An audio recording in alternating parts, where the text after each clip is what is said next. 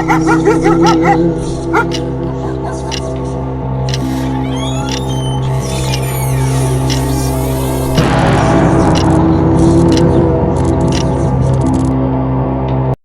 লোক ব্যবসার কাজে বিদেশে যায়। সেখানে গিয়ে তিনি একটি ৫ তারকা হোটেলে ওঠেন। ওই হোটেলে তখন মাত্র ২টি রুম খালি ছিল। একটি দক্ষিণমুখী, অন্যটি ঠিক তার পাশে।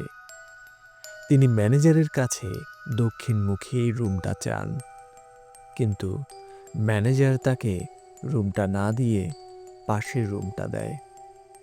কারণ জানতে চাইলে ম্যানেজার বলে ওই রুমে নাকি কিছু কনস্ট্রাকশনের কাজ চলছে।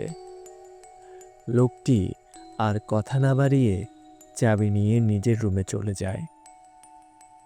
রাত তখন আনুমানিক ২টা কি ৩টা হবে। পাশের রুম থেকে আওয়াজ শুনতে পেয়ে ওই লোকটির ঘুম ভেঙে যায়।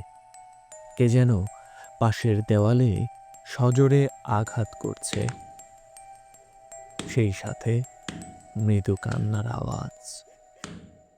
তিনি তখন ব্যাপারটাকে তেমন পাত্তা না দিয়ে ঘুমিয়ে পড়েন। কিন্তু পরদিন ঠিক একই সমস্যা।